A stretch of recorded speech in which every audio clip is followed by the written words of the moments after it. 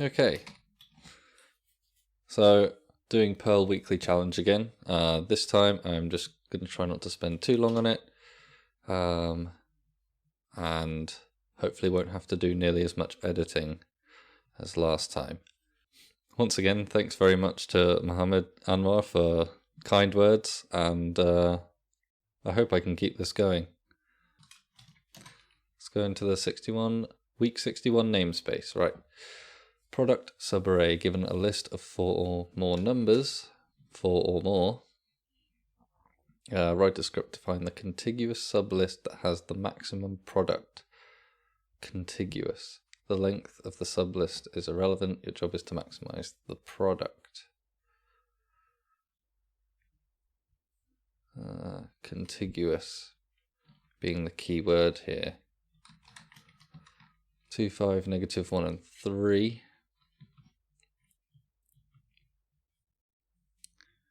Contiguous sublists. What's the easiest way to make those? Comma. Rank 0, rank 0.99 selfie omega. No, that's just all of them with each other. This essentially is the same as the outer product selfie, but just in a flat array form, so that's not quite what we want. This might be a job for stencil actually. So we could try enclose omega stencil this list. Enclose omega stencil enclose alpha. No, that's the function applied to alpha. And S each go to 4.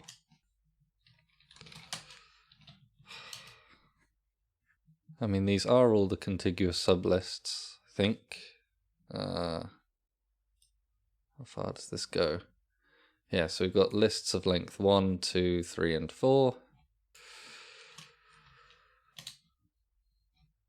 Like these are all the sums. Oh, product. Not a sum. Let's go here. Aha, yep, I think this is looking somewhere along the lines of what I'm after. Once again, it looks like it's useful at this point to create a function. Product sub array. Okay, our array is always omega. Length is the tally of omega. And then we have our contiguous subarrays. Our array bound to the function where enclose this, the product of omega in a stencil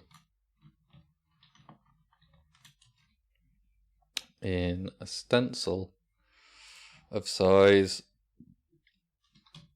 omega applied to alpha for each iota length. Let's see how far that gets us. 2, 5, -1, 3. And our contiguous subarrays. Oh no, these are the products of the contiguous subarrays.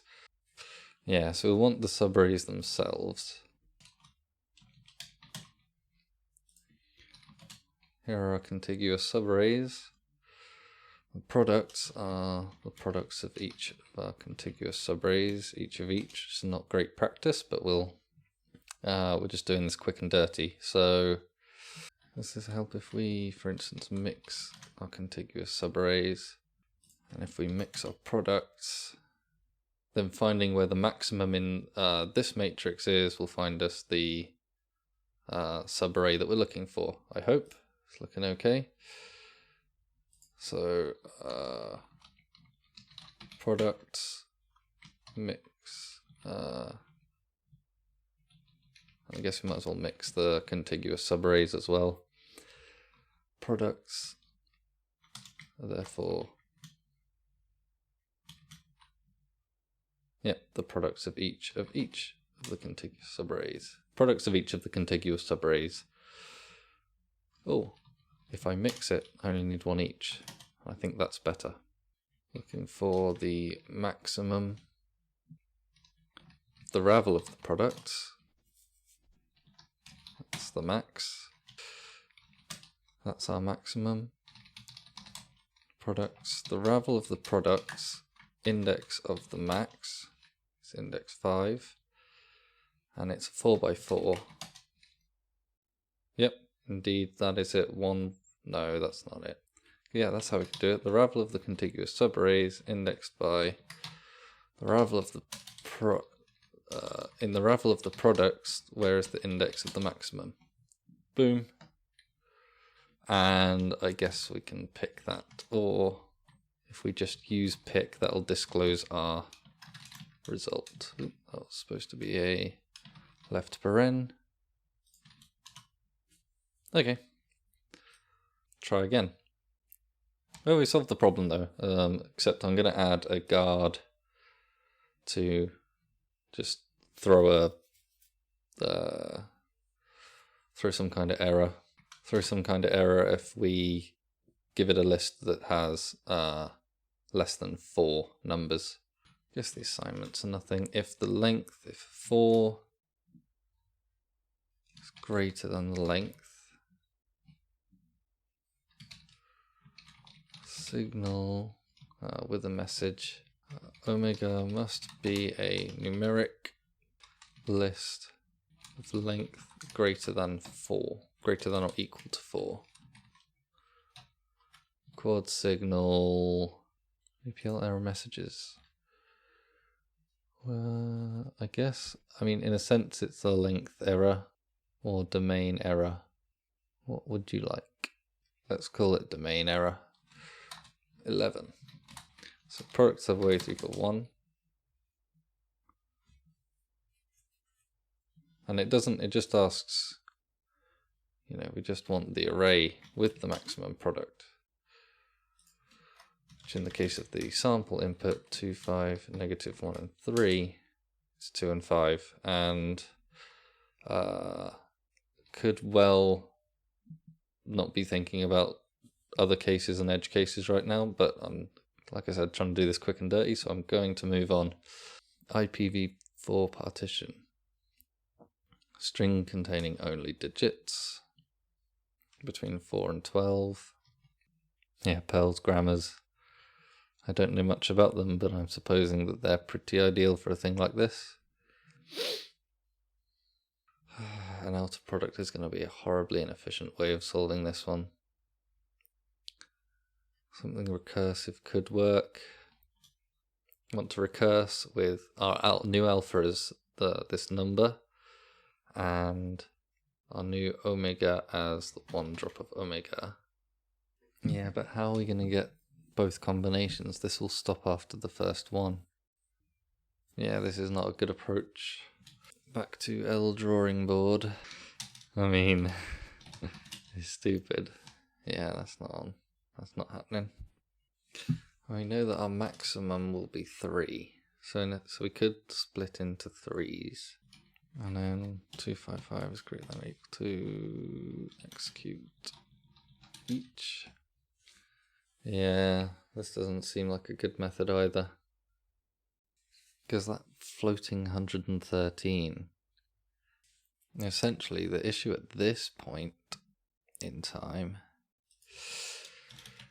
is that my code needs to split 11135 into 11135 and 111 and 35. So how do we partition a number into as many numbers as it might need, guaranteeing that both numbers are between 0 and 255? That is the question. Make all the possible partitions. I mean, that's insane, isn't it? Well, if it works, it works. These aren't going to be very long numbers. It doesn't have to be an efficient solution. Ridiculous. So we're going to go for this one again, huh? Okay, whatever. Close omega stencil omega alpha each iota length No, that's stupid. This is even stupider. The partitioning. Okay, what about the possible partitions?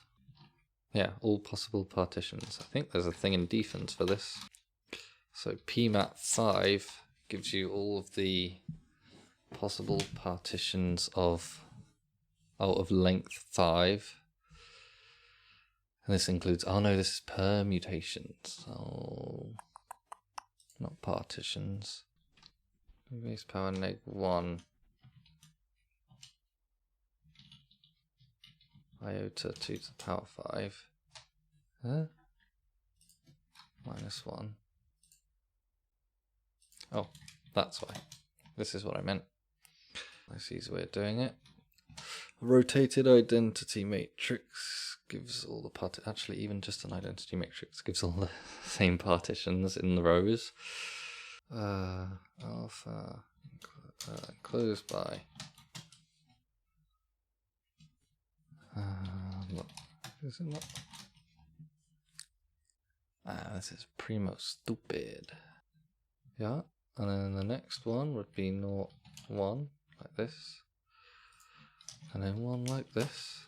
Yeah, okay, so I've got the sort of idea. I'm just constructing the arguments wrong. Our partition vectors, I guess. Dot equals selfie iota tally omega 1 at 1 alpha partition enclose omega rank 1 omega. Should we give it a go? 11135.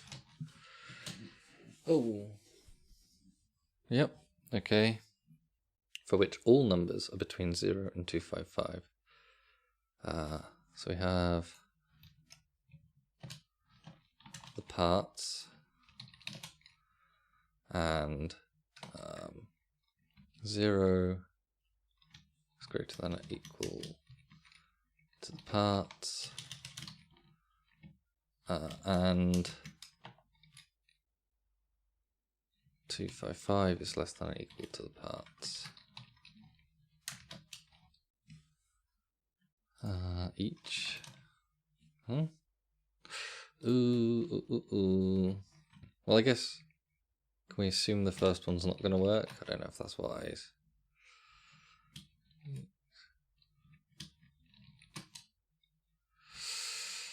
Omega selected by them.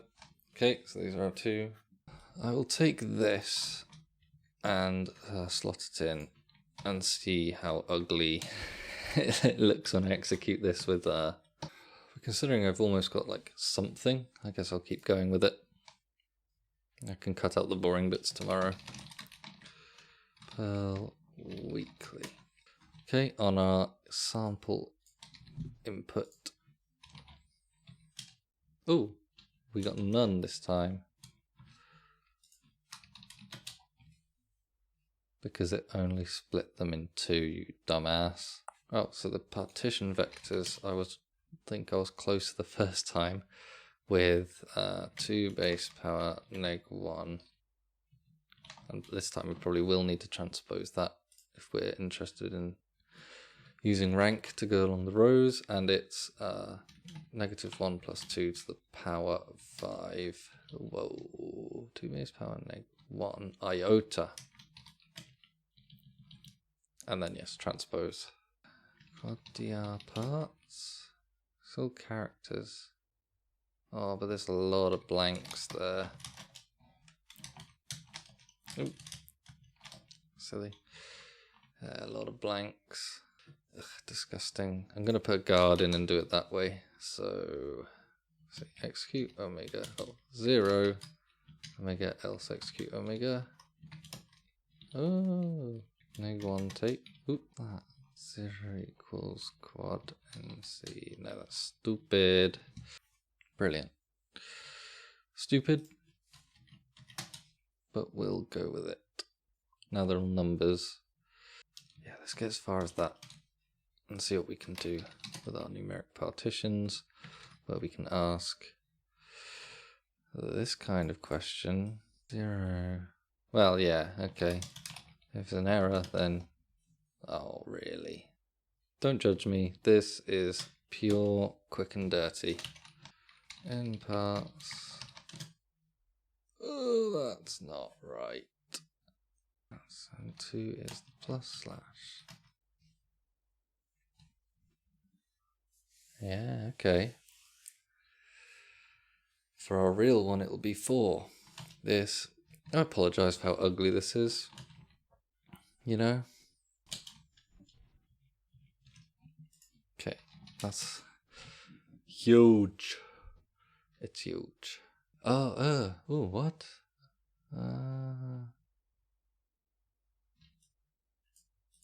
Okay, let's take this part.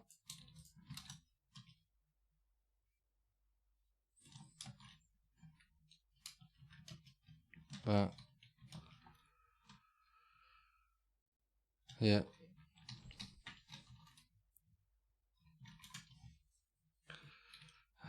Can't look at these very well. We're going to go over to the other screen. Let's get the print width up.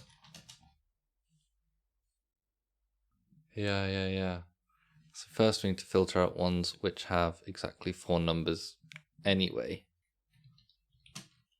Ha.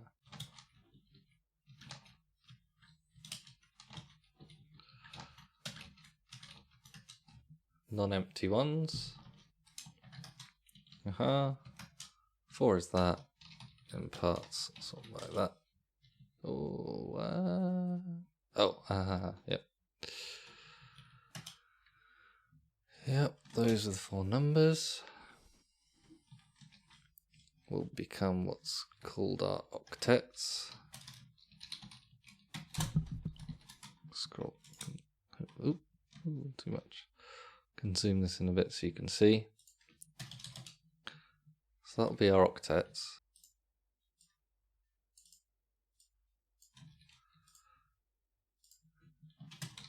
These are octets.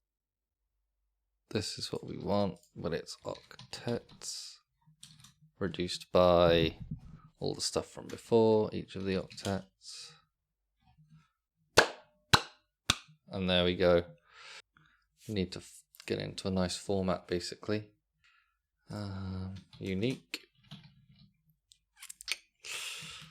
format, split,